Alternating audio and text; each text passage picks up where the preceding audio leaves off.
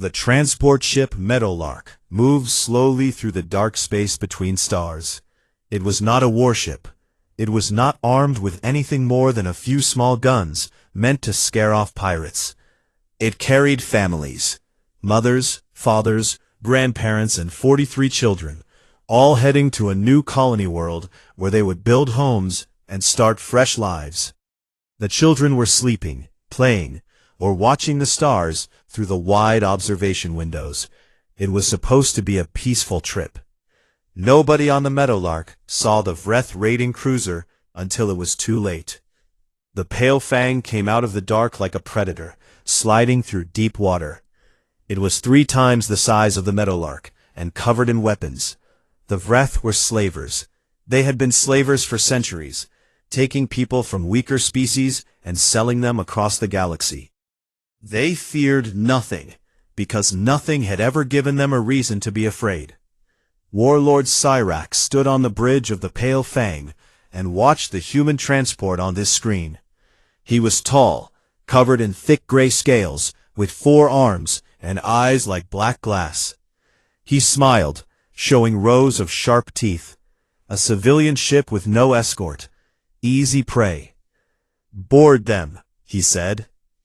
The Vreth soldiers cut through the Meadowlark's airlock in minutes. The small security team on the transport fought back hard. Cyrax had expected them to surrender immediately, the way most species did when they saw Vreth soldiers. But the human guards did not surrender. They fought in the hallways with guns and fists and knives and teeth. 6 Vreth soldiers died before the last human guard went down, still firing, still crawling forward, still trying to put himself between the enemy and the families behind him. Cyrax found this mildly interesting, but not concerning. Humans were new to the galaxy. They had only been traveling between stars for about 100 years. They were small, soft, and short-lived compared to most species. The Vreth had conquered dozens of races far more impressive than these pink, fleshy creatures. The Vreth rounded up the passengers in the main cargo bay. The adults were separated from the children immediately. This was standard practice.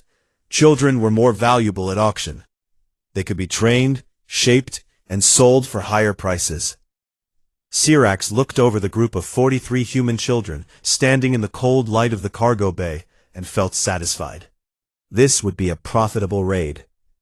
His lieutenant, Corveth, stood beside him and frowned. Something was wrong, but he could not figure out what it was. "They are quiet," Corveth said. Cyrax looked again. Corveth was right. They were not crying or running or falling apart the way children of other species did when they were captured. The youngest ones, some barely 4 years old, were being held close by the older children. The older ones had formed a ring around the little ones, facing outward, watching the Vreth guards with steady eyes. At the front of the group stood a boy. He was 12 years old, thin, with dark hair and dark eyes. His name was Elias Voss. He had a cut on his forehead where a Vreth soldier had struck him, and blood ran down the side of his face. He did not wipe it away. He stood perfectly still and looked directly at Warlord Cyrax. Cyrax walked over to him, amused. He leaned down until his face was close to the boy's. He expected fear. He expected tears. He expected begging. Elias Voss looked into the warlord's black glass eyes and said very quietly, "You have no idea what you just did." Cyrax laughed. It was a deep grinding sound like rocks breaking. He stood up and waved his hand at Corveth. "Put them in the holding cells. Feed them enough to keep them alive. We will reach the auction houses in 6 days." The children were marched through the ship's corridors and locked in a row of cold metal cells. The doors closed with a heavy sound. Vreth guards took positions at each end of the hallway and settled in for what they expected to be a boring watch. Inside the cells, the children were silent for a long moment. Then Elias moved. He gathered the older kids close and whispered. He told them to watch the guards. Count how many there were. Learn when they changed shifts. Note which doors opened and which stayed locked. Look at the air vents. Look at the ceiling panels. Remember everything. A 10-year-old girl named Sarah asked him why. Because they are coming for us, Elias said. And when they get here, we are going to be ready. He did not say who they were. Every human child, even the youngest ones, understood. Someone would come. Someone always came. 2,000 light-years away, at a military outpost called Fort Hades, a signal arrived. It was not a normal distress call. It was encrypted, compressed, and sent on a frequency that only Terran military systems could detect. The Meadowlark's emergency beacon had activated the moment the Vreth boarded, and it had sent one simple, terrible message. Civilians taken, children involved. Admiral Rena Solari was in her office when the message reached her. She was a woman of 55 years, with silver hair cut short and eyes the color of winter ice.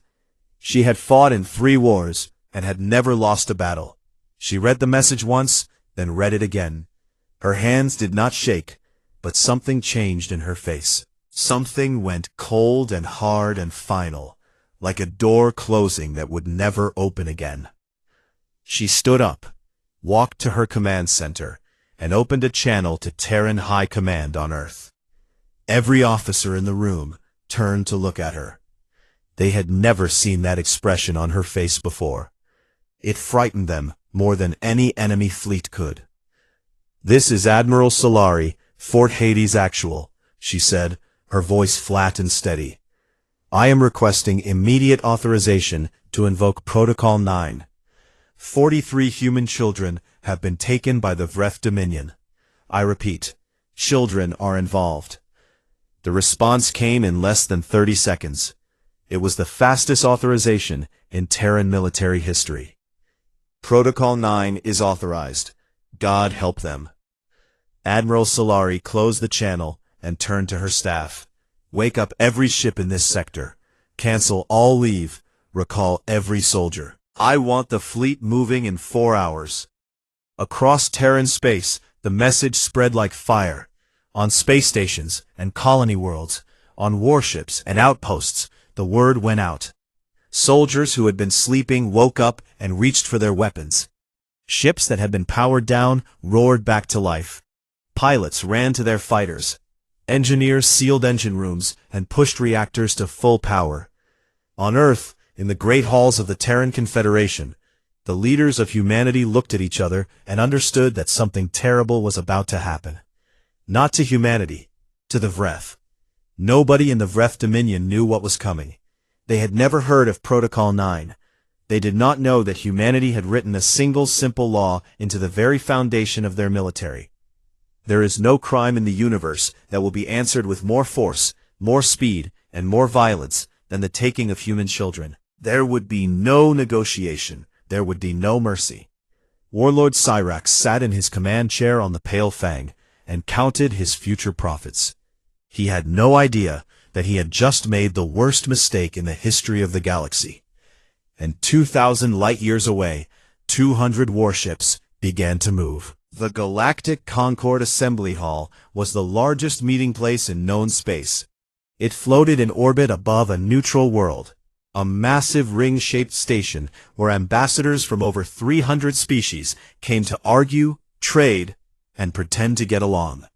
On any normal day, the hall buzzed with 1,000 conversations in 1,000 languages.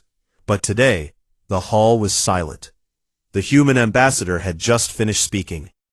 David Okonkwo was a tall man with broad shoulders, a shaved head, and a voice that could fill a room without shouting. He stood at the central podium in a simple dark suit and delivered the Terran Confederation's message to every species in the galaxy. It was not a request for help. It was not a call for justice. It was a notification. The Terran Confederation formally advises all nations that Protocol 9 has been enacted, he said.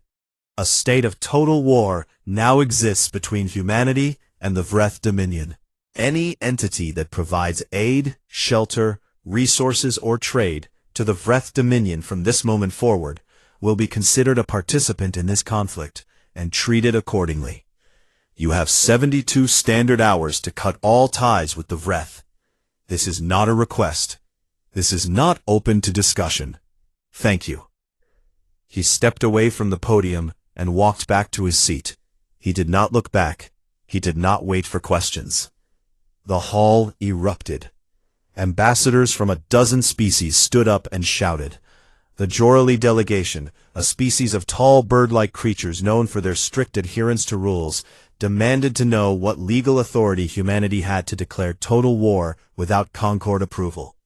The Mivon, a race of amphibian diplomats who had spent centuries building trade agreements, warned that such action would destabilize the entire region. Smaller species whispered to each other, nervously. They had never seen a new species act like this. The Vreth ambassador, a thick-scaled warrior named Dranok, stood up and laughed openly. The humans are upset because we took some of their young, he said, his voice dripping with amusement. They send threats like a small animal trying to appear large. The Vreth Dominion has faced warriors far greater than these soft creatures. We are not afraid. Nobody noticed that the Athari ambassador did not speak. Elder Thesson was the oldest living diplomat in the Concord. He was a being of immense age, over 800 years old, with a body like a tree made of pale blue crystal, and a mind that had studied 10,000 species across the centuries. He sat in his seat and said nothing. He watched Ambassador Okonkwo with eyes that had seen empires rise and fall, and he felt something he had not felt in a very long time. Fear. After the session ended, Thesson went to the human embassy on the station. It was a simple, modest space compared to the grand halls of older species. Okonkwo was waiting for him. The two sat across from each other in a small room with no decorations, no art, no symbols of power. Just 2 chairs and a table. Tell me what Protocol 9 means, Thesson said. Not the diplomatic version, the truth. Okonkwo was quiet for a moment. Then he spoke. When humans first went to space, he said, we made a promise to ourselves. We looked at the galaxy and saw slavers, conquerors, and predators. We saw species that took the weak and the young and used them as currency. And we decided that whatever else we might become out here among the stars, we would never allow our children to be taken. Protocol 9 is that promise turned into action. And what does the action look like? Thesson asked. It means there is no proportional response, Okonkwo said. It means we do not stop. It means every resource, every ship, every soldier, every weapon we have is now pointed at the Vreth Dominion, and it will stay pointed at them until every child is returned safely. If the children are harmed, the response escalates. There is no upper limit. There is no ceiling. There is no point where we say, that is enough. Not when children are involved. Thesson sat with this for a long time. In 8 centuries he had seen many wars. He had seen species fight over territory, resources, pride, and religion. But he had never heard a species describe total, unlimited war as a matter of policy. Not as anger, not as revenge, as policy. Written down, planned in advance, ready to go at a moment's notice. You are insane, Thesson said softly. No, Okonkwo replied. We are parrots. Thesson returned to the Athari embassy and sent a private, encrypted message directly to the Vreth High Council on their homeworld. Return the human children immediately. Do not delay. Do not bargain. Do not test them.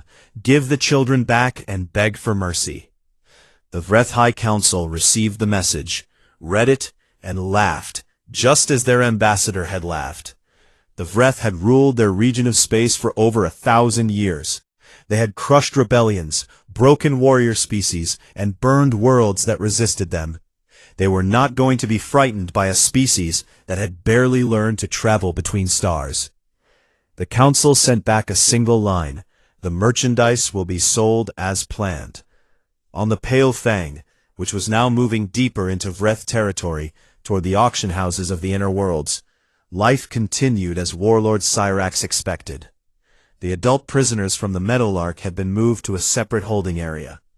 The children remained in their cells, fed twice a day, with a gray paste that met minimum nutritional requirements.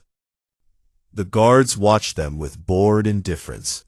They did not notice what the children were doing.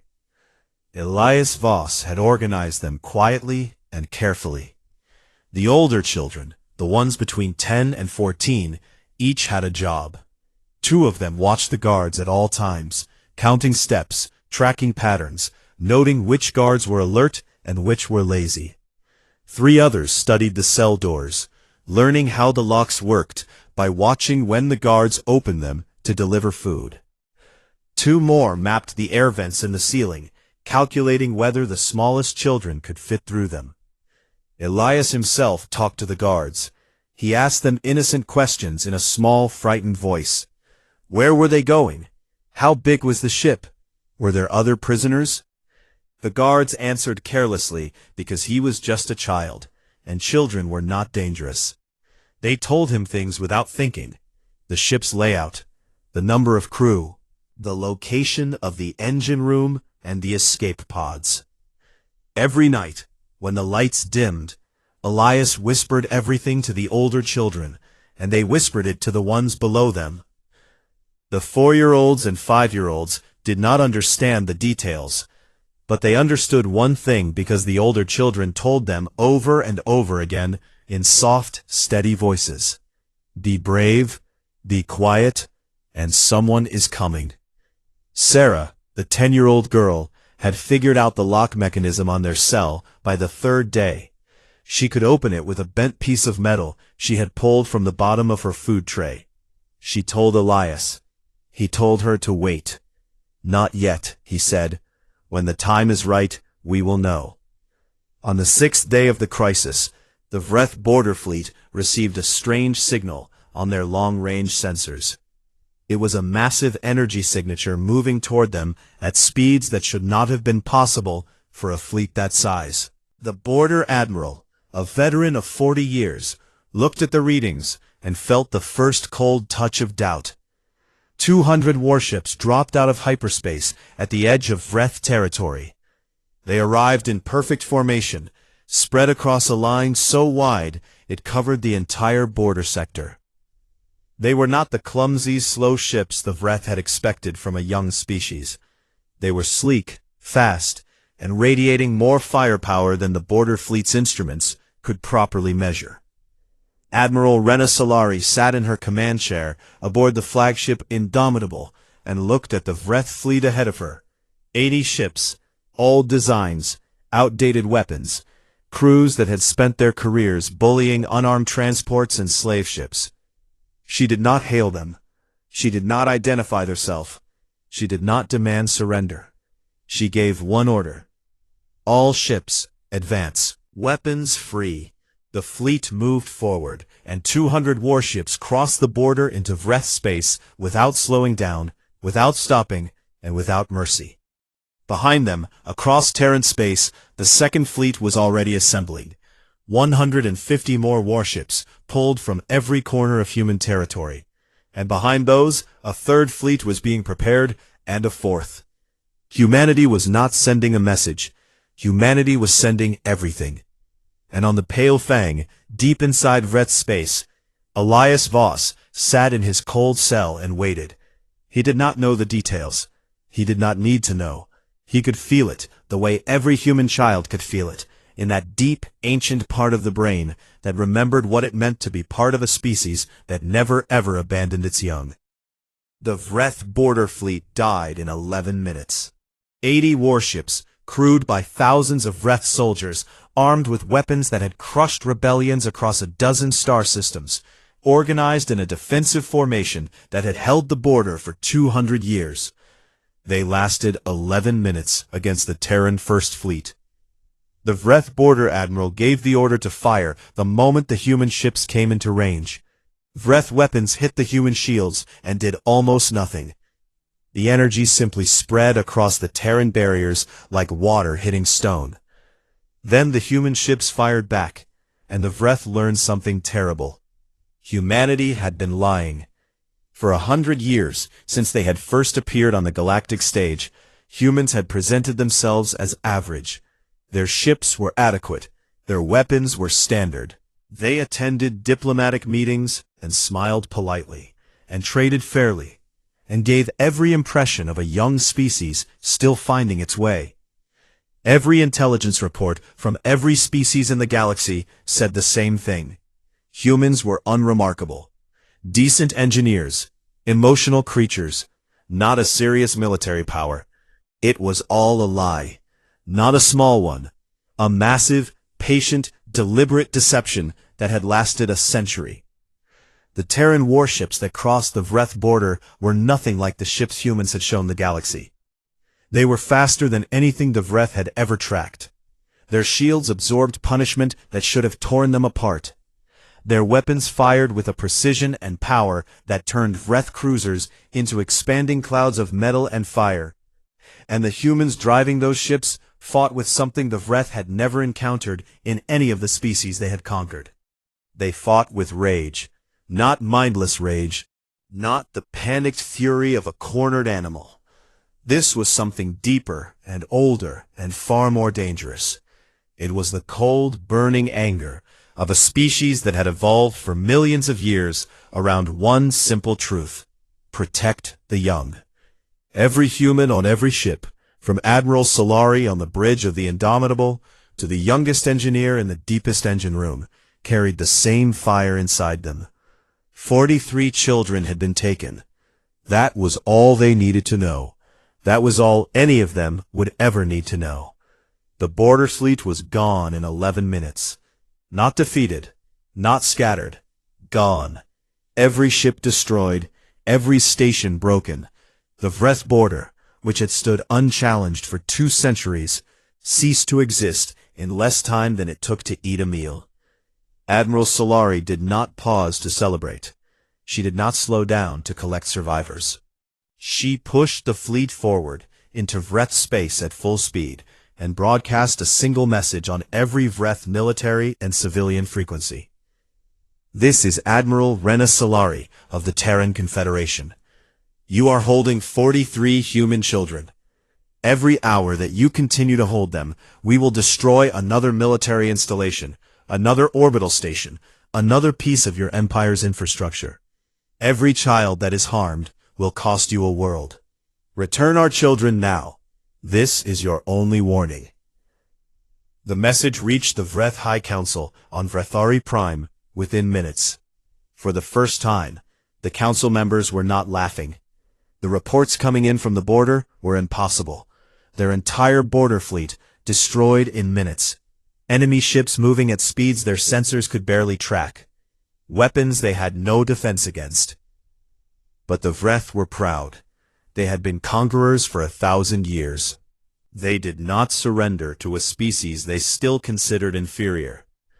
The High Council ordered their main military fleets to converge and crush the human advance.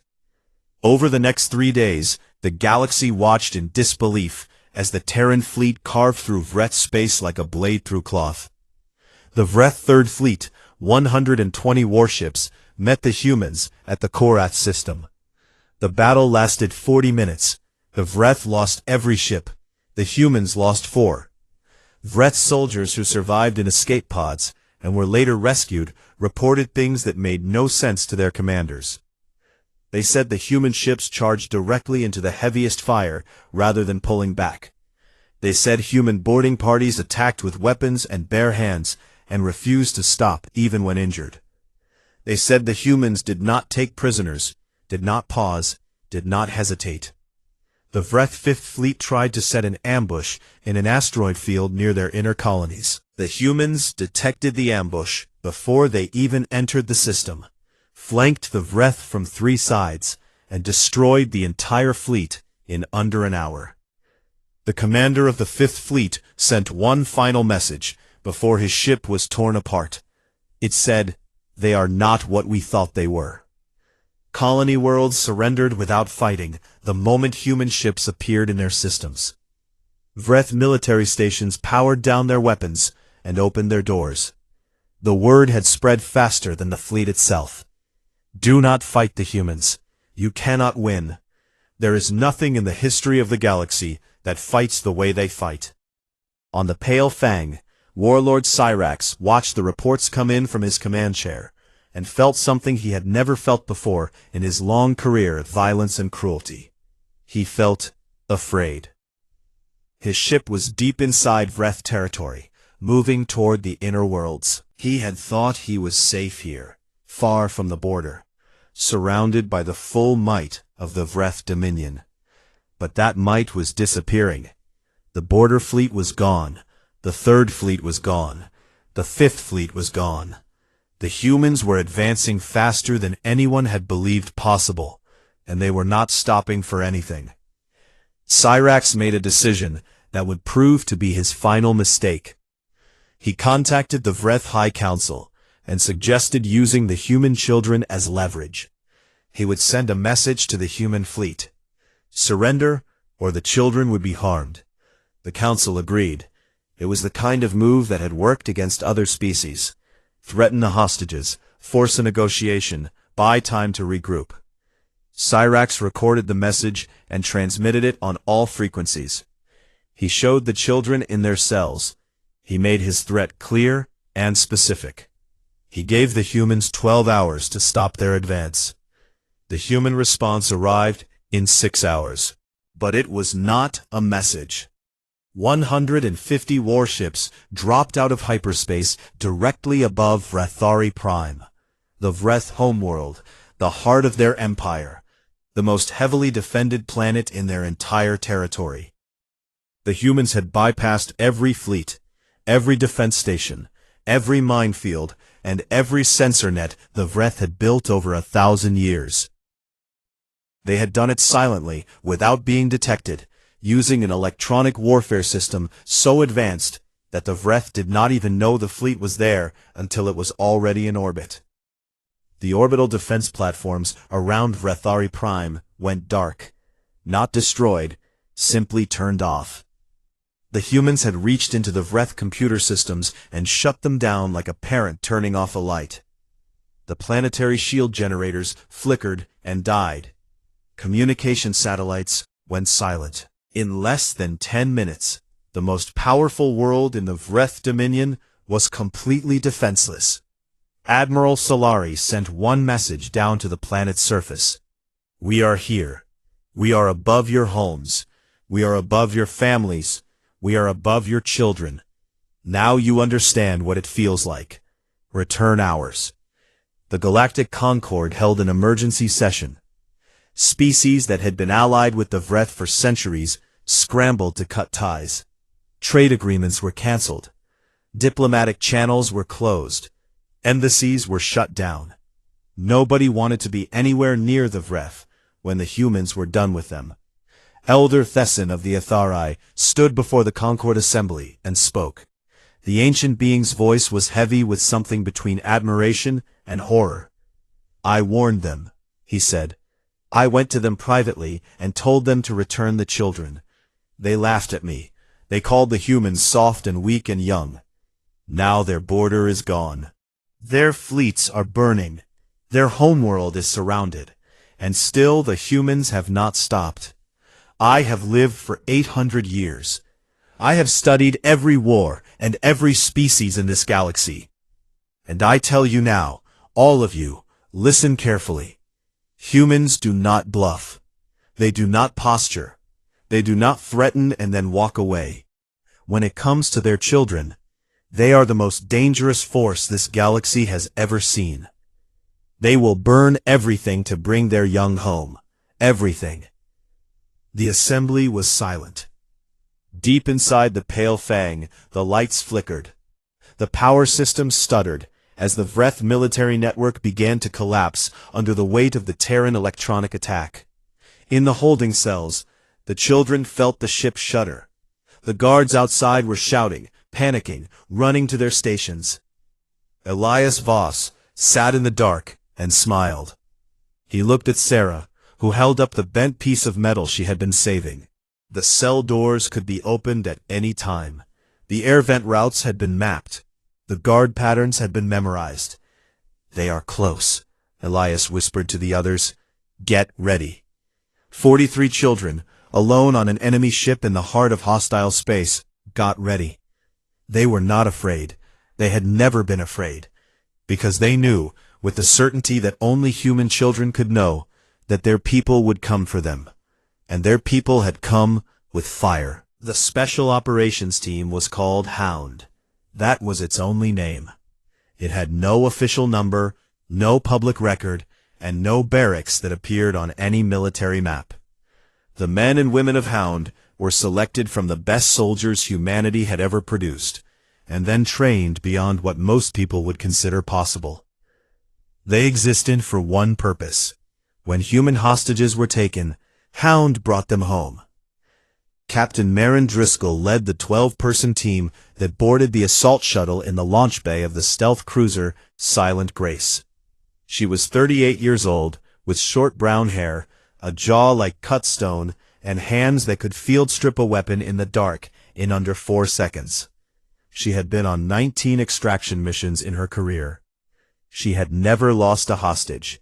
She did not plan to start tonight. The shuttle dropped away from the Silent Grace without lights, without engine heat, without any signal that the Vreth could detect. It drifted through the void toward the Pale Fang, like a shadow moving across a wall. Inside, the 12 members of Hound sat in darkness and breathed slowly, and checked their weapons one final time. Driscoll reviewed the mission briefing in her head. The Pale Fang had been tracked and located by Terran intelligence 3 days ago. Since then, stealth drones had mapped every centimeter of the ship's exterior. Signals intelligence had intercepted and decoded the ship's internal communications. They knew the location of the children's cells. They knew the number and positions of every guard. They knew the shift rotations, the blind spots in the security cameras, and the weak points in the hull where a cutting team could breach without triggering alarms. They knew everything. The Vreth had no idea Hound was coming. The shuttle attached to the hull of the Pale Fang with a soft magnetic clamp. The breaching team cut through the outer hull in silence, using plasma tools that melted metal without sparks or sound. They entered the ship through a maintenance corridor on the lower deck, a corridor that the Vreth never patrolled because it led to nothing important, at least nothing the Vreth considered important. It led almost directly to the holding cells. Hound moved through the ship like water through cracks in stone. They did not run, they did not shout. They moved in pairs, covering corners and doorways with the practiced ease of people who had done this hundreds of times before. Their weapons were silenced. Their boots made no sound on the metal floors. Their suits absorbed light and made them nearly invisible in the dim corridors. The first Vreth guard they encountered was standing at an intersection near the engine room, looking at a screen and picking at his teeth. He never saw Driscoll.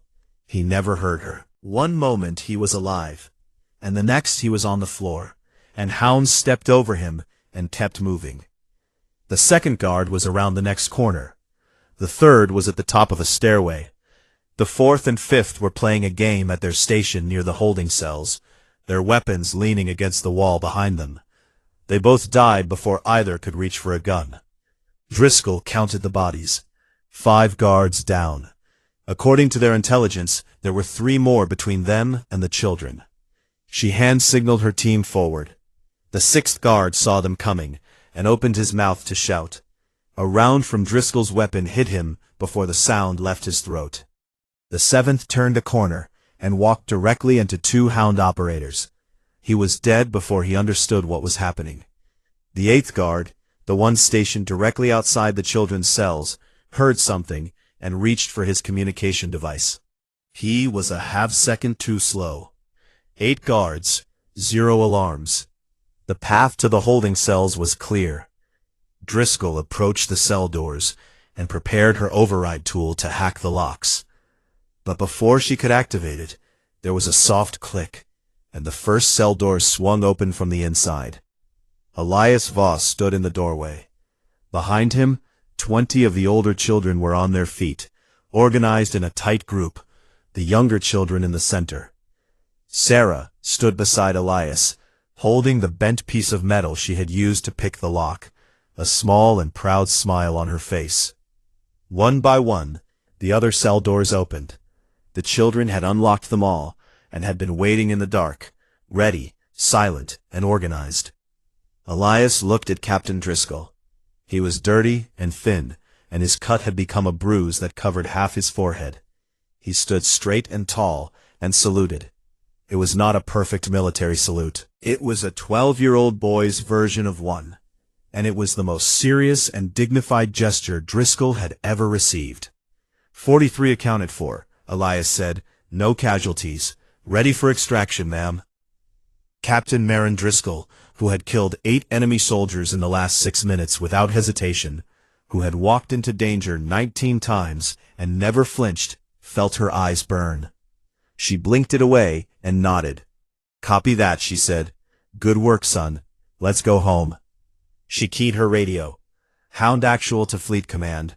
Package is secure. All lambs are safe. I say again, all lambs are safe. The message traveled from the Pale Fang to the Silent Grace, from the Silent Grace to the relay network, and from the relay network to every ship in the Terran fleet within seconds.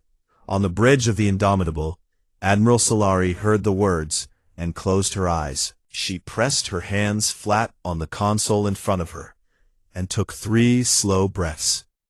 Around her, officers and crew members who had been holding their tension for 9 days let go. Some cheered, some wept.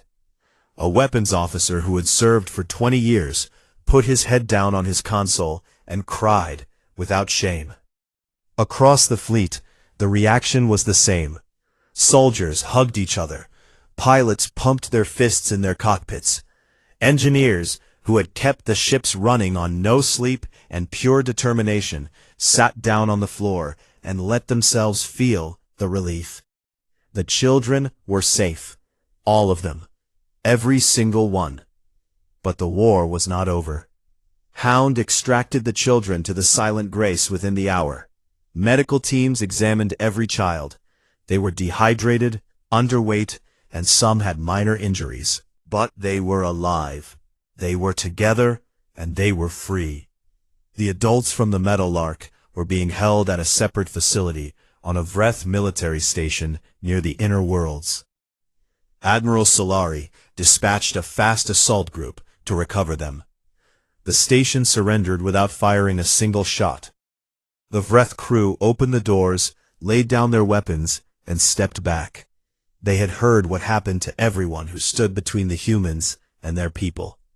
They chose to live. The families were reunited on the medical ship Comfort, a massive hospital vessel that had followed the fleet into Vreth space. The scene was broadcast across the galaxy on every news network and every open channel. Mothers and fathers ran down corridors and grabbed their children and held them and would not let go. A 4-year-old girl with curly hair burst out of a doorway and sprinted into her mother's arms with a sound that was half laugh and half scream. Her mother dropped to her knees and held her daughter against her chest and rocked back and forth and said nothing, because there were no words for what she felt. That image, that single moment of a mother holding her child, became the most viewed broadcast in the history of galactic communication. Species that had never understood humans, that had thought them strange and emotional and confusing, watched that moment and understood everything. The Vreth High Council sent a message to Admiral Solari, requesting terms for a ceasefire. Solari's response was 3 sentences long. You may surrender unconditionally. You will accept whatever terms the Terran Confederation dictates. Your preferences are not relevant. The Council surrendered within the hour. Warlord Cyrax did not surrender. When Hound breached the Pale Fang, he had run. He abandoned his crew, abandoned his ship, and fled to an escape pod. He launched himself into space and hoped to disappear into the vastness of the Vreth inner systems. A Terran corvette intercepted the escape pod 7 minutes after launch. Cyrax was pulled from the pod, restrained, and placed in a holding cell. When the restraints locked around his forearms, a young Terran Marine looked at him through the cell's transparent wall. She was barely 20 years old, small by human standards, and she looked at the warlord who had stolen 43 children with an expression that Cyrax could not read. "You will stand trial," she said quietly. "Not in a Vreth court, not in the Galactic Concord, in ours, under Protocol 9. Cyrax asked what that meant. The Marine almost smiled. "It means you are going to answer for every hour those children spent in your cells. Every meal they missed, every bruise on their skin, every tear they did not cry, because they were too brave to cry in front of you." She walked away and left him alone in the cell, and for the first time in his long and violent life, Warlord Cyrax understood that he was not going to survive this. On the Comfort, the children were given clean clothes, warm food, and soft beds. Medical teams treated their injuries and monitored their health. Counselors spoke with them gently and carefully. Elias Voss sat on the edge of a bed in the medical bay and ate a sandwich. Captain Driscoll sat in a chair beside him. She had not left the children since the extraction. She would not leave them until they were handed over to their families. "You did something remarkable in there," she said to him. Elias chewed his sandwich and thought about it. "I just kept everyone together," he said. "You keep the little ones safe, and you wait for help, and you do not give up." "Where did you learn that?" Driscoll asked. Elias shrugged. "I do not know. It is just what humans do." Driscoll looked at this thin, bruised, brave boy and nodded slowly. Yes, she thought, it is just what humans do. The war lasted 9 days. In those 9 days, humanity dismantled an empire that had stood for 1,000 years.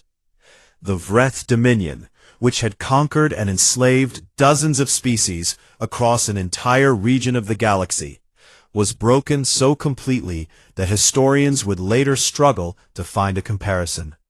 There were larger wars in galactic history. There were longer wars.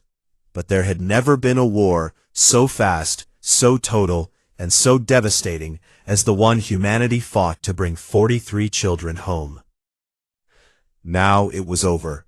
The guns were silent, the fleets were standing down, and the galaxy was watching to see what the humans would do next. Ambassador David Okonkwo stood at the central podium of the Galactic Concord Assembly Hall for the second time. The first time he had delivered a warning.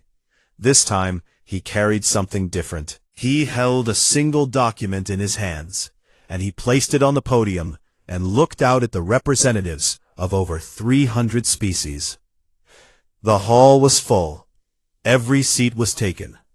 Species that had not sent ambassadors in decades had sent them today. Everyone wanted to see what humanity would say. Some expected demands for territory. Others expected a claim of dominance, a declaration that humanity was now the most powerful species in the galaxy and would act accordingly.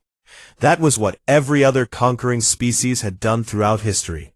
You won a war, you took what you wanted, and you made everyone else bow. Humanity did something different. 9 days ago, Okonkwo began, 43 of our children were taken from a civilian transport by the Vreth Dominion. They were taken to be sold as property. They were locked in metal cells and fed the minimum amount of food to keep them alive, as merchandise. He paused and let the word hang in the air. We went and got them back. You all saw how we did it. I am not here to apologize for how we did it. I am not here to explain it or justify it. I am here to make sure it never has to happen again. Not to human children, not to any children. He held up the document. This is the Solari Doctrine, named after Admiral Rena Solari, who led the fleet that brought our children home. It is a proposed amendment to the Galactic Concord's Charter of Rights. It is simple. It says this: the taking, enslavement, trafficking, or harming of children of any sapient species is a capital crime against civilization. Any government or organization that commits this crime or allows it to happen within its borders forfeits all diplomatic protections. Any member of the Concord may take enforcement action without prior approval. The minimum response is total economic isolation. The maximum response has no limit. The hall was completely silent. "This is not just about human children," Okonkwo said. "This is about every species in this room. Every one of you has young. Every one of you has parents who would do anything to protect them. The Vreth built their empire on the theft of children. They took the young of 100 species and sold them in markets like animals. We ended that empire. But empires rise and fall, and slavers come and go. What remains is law. What remains is the line we draw together and say this far and no further." He stepped back from the podium. "The Terran Confederation invites every member species to sign the Solari Doctrine. We will sign first." Okonkwo picked up a pen, leaned over the podium, and wrote his name on the document. Then he straightened up and waited. For a long moment, nobody moved. The hall was still. Then a figure rose from the front row and walked slowly toward the podium. Elder Fessin of the Athari, the oldest living diplomat in the galaxy, moved with the careful grace of a being who had lived for 8 centuries. He reached the podium, looked at Okonkwo, and nodded once. "The Athari sign," he said, and wrote his name below the human ambassadors. Then the Joralai ambassador stood. Then the Mivon. Then species after species, large and small, ancient and young. They came to the podium in ones and twos and groups, and they signed their names. Some signed because they believed in the principle. Some signed because they feared what humanity would do if they did not. Some signed because they remembered their own children at home and could not bring themselves to refuse. Within 1 standard year, 94% of all known spacefaring civilizations had signed the Solari Doctrine. It became the most widely adopted piece of galactic law in history. The Vreth Dominion was dismantled piece by piece. Its military was disbanded. Its government was dissolved. Its slave markets, which had operated openly for centuries, were shut down and destroyed. Terran and allied forces entered the auction houses and holding facilities where beings of dozens of species had been kept in chains, and they freed them. Billions of enslaved individuals were released. Billions. The galaxy had known about Vreth slavery for 1,000 years. Hundreds of species had traded with the Vreth, bought their goods, used their shipping lanes, and looked the other way while living beings were sold in open markets. Nobody had done anything about it because the Vreth were powerful, and stopping them would have been expensive and difficult and dangerous. Humanity stopped them in 9 days, not because it was easy, because 43 children made it necessary. Warlord Cyrax stood trial before a Terran military tribunal on a station orbiting Earth. The trial lasted 3 weeks. It was broadcast across the galaxy. It was not a show trial. It was not a spectacle of revenge. It was precise, methodical, and thorough. Evidence was presented. Witnesses testified. The children of the Meadowlark were not forced to appear, but Elias Voss asked to speak, and his request was granted. He sat in the witness chair, a 12-year-old boy in a clean shirt that was slightly too big for him, and he described in a calm, steady voice what had happened on the Pale Fang. He described the cells and the food and the cold. He described how the Vreth guards had looked at the children like objects. He described how a 4-year-old girl named Lena had asked him every night when her mother was coming, and how he had told her every night that her mother was coming soon, and how he had not known if it was true, but had said it anyway, because that was what she needed to hear. The courtroom was silent when he finished. The judges took 2 hours to deliberate. Warlord Cyrax was found guilty of crimes against humanity and crimes against sapient life, He was sentenced to death. The sentence was carried out 3 days later, quickly and without ceremony. Humanity did not celebrate his death. They simply ended him and moved on. The galaxy noted this. Other species would have made it a public event, a display of power and dominance. Humans treated it like taking out garbage. Necessary, unpleasant, and not worth dwelling on. In the months that followed, the galaxy changed. The Solari Doctrine created a new reality.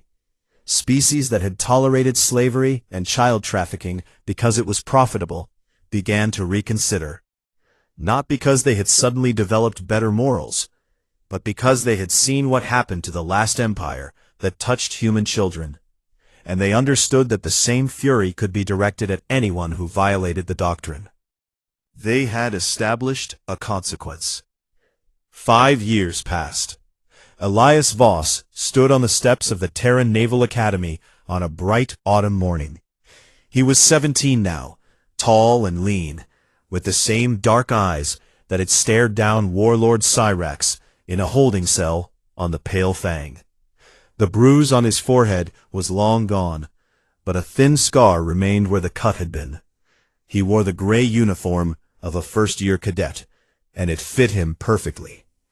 During his entrance interview, the admissions board had asked him the standard question they asked every candidate. Why do you want to serve? Elias had thought about it for a moment. He had thought about the cold cells, and the gray food, and the sound of Vreth guards laughing outside the door. He had thought about Lena asking for her mother. He had thought about the moment the lights flickered, and he just knew that they were coming. He had thought about Captain Driscoll standing in the doorway, and the look on her face when she saw that 43 children had kept themselves together and alive and ready. Because someone came for us, he said. I want to be the one who comes for someone else. He was accepted immediately. Far across the galaxy, on the Athari homeworld, Elder Thesson sat in his private study and wrote in the chronicle he had kept for 800 years. It was a record of everything he had witnessed, everything he had learned, every species he had studied. It would survive for thousands of years after his death, a testament to the long history of the galaxy and all the beings who had lived in it. He wrote slowly and carefully because he wanted to get the words exactly right. I have studied 10,000 species across 8 centuries of life. I have seen conquerors and builders, diplomats and destroyers, empires that spanned 1,000 stars, and civilizations that burned out like sparks. In all that time, I have never encountered anything like humanity. They are not the strongest species. They are not the fastest, or the oldest, or the most advanced. Measured by any single quality, there are dozens of species that surpass them. But there is one thing that sets them apart from every other being I have ever studied, and it is this. When you threaten their children, they become something that has no name in any language I know. Something between a force of nature and an act of God. Something that does not stop, does not tire, does not negotiate, and does not forgive. They are a species that will sacrifice everything for their young. Their wealth, their safety, their ships, their worlds, their lives. They will burn the galaxy down to bring one child home, and they will build it back up again to make sure no child is ever taken again. Let this be the lesson the Vreth paid for with their empire. Let every species read these words and remember them. You do not take human children. You do not threaten human children. You do not harm human children. Because if you do, every human becomes a soldier. Every ship becomes a weapon. Every star becomes a fire that burns for you. And they will not stop. They will never stop. Not until every last child is home. Thesson put down his pen and sat in silence for a long time, looking out at the stars. Somewhere out there, a 17-year-old boy was beginning his first day at the Naval Academy. Somewhere out there, a captain named Driscoll was training the next team of operators who would go into the dark to bring people home. Somewhere out there, a 4-year-old girl named Lena, now 9, was in school, learning about the stars and the species that lived among them, unafraid. The galaxy was not safe. It would never be truly safe. But it was a little better than it had been, because humanity had drawn a line and dared the universe to cross it. And the universe, for once, had listened.